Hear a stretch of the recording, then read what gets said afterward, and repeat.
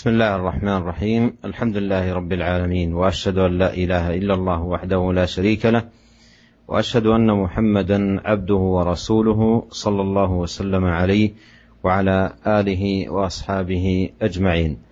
أما بعد، لا زلنا أيها الإخوة الكرام في باب الوصية بالنساء.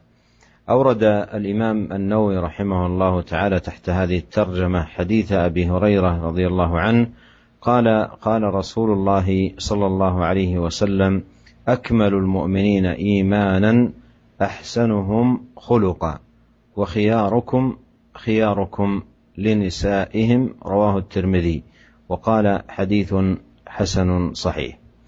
هذا الحديث معاشر المستمعين الكرام فيه دلالة ظاهرة على أن المؤمنين يتفاوتون في الإيمان، وأنهم ليسوا فيه على درجة واحدة، وفيه أن حسن الخلق من كمال الإيمان وتمامه، وأن أكمل المؤمنين إيمانا أحسنهم خلقا، ففيه أن الإيمان يتم ويكمل بالأخلاق الفاضلة والمعاملات الكريمة والمعاشرة الحسنة، فكل ذلك مما يكمل به الإيمان.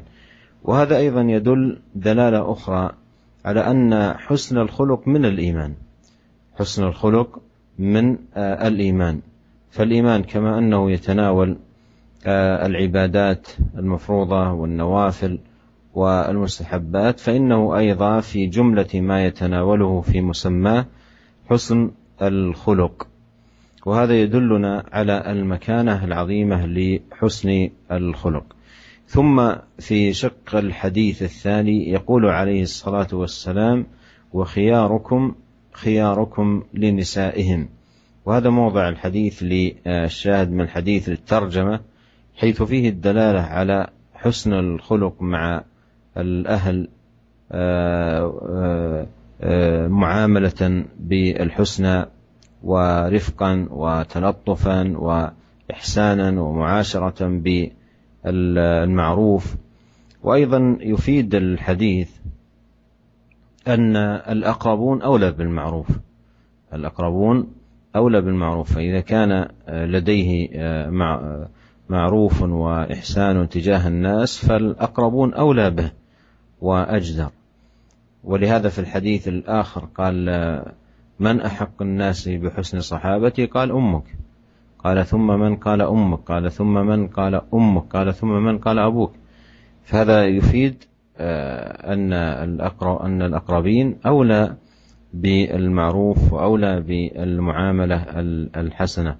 أما أن يكون الإنسان يعامل الناس الآخرين بالمعاملة الجميلة والأسلوب الحسن، ثم إذا رجع إلى بيته عامل أهله بالمعاملة السيئة، فلا شك أن هذا من الخطأ الكبير ومن الإساءة في هذا الباب، باب حسن الخلق، لأن الأهل والأقارب أولى بالمعروف وأحق من غيرهم. Bismillahirrahmanirrahim. Segala puji bagi Allah SWT, Rabb semesta alam. Aku bersaksi bahasanya tidak ada sesembahan yang berhak disembah kecuali Allah, tidak ada sekutu baginya. Dan aku bersaksi bahasanya Muhammad adalah hamba dan juga utusannya. Semoga Allah SWT memberikan salawat dan salam kepada beliau dan keluarga beliau, serta sahabat-sahabat beliau semuanya. Para pendengar yang dimuliakan oleh Allah SWT, masih kita berada pada bab wasiat berbuat baik kepada kaum wanita. Al-Imam An-Nawawi membawakan hadis Abu Hurairah radhiyallahu anhu, semoga Allah meridai beliau. Beliau berkata, Rasulullah sallallahu alaihi wasallam bersabda, orang yang beriman yang paling sempurna keimanannya adalah orang yang paling baik akhlaknya di antara mereka, dan orang yang terbaik di antara kalian adalah orang yang terbaik kepada istri-istrinya. Hadis ini diriwayatkan oleh Tirmidzi dan beliau berkata, hadis hasan sahih. Para pendengar yang dimuliakan oleh Allah, dimanapun antum berada, di dalam hadis ini ada keterangan yang jelas dan dilalah yang zahir bahwasanya orang-orang yang beriman ini bertingkat-tingkat keimanannya, dan juga menunjukkan kepada kita bahwasanya akhlak yang baik ini adalah termasuk kesempurnaan iman, dan bahwasanya orang yang beriman yang paling sempurna keimanannya di antara mereka adalah orang yang paling baik akhlaknya.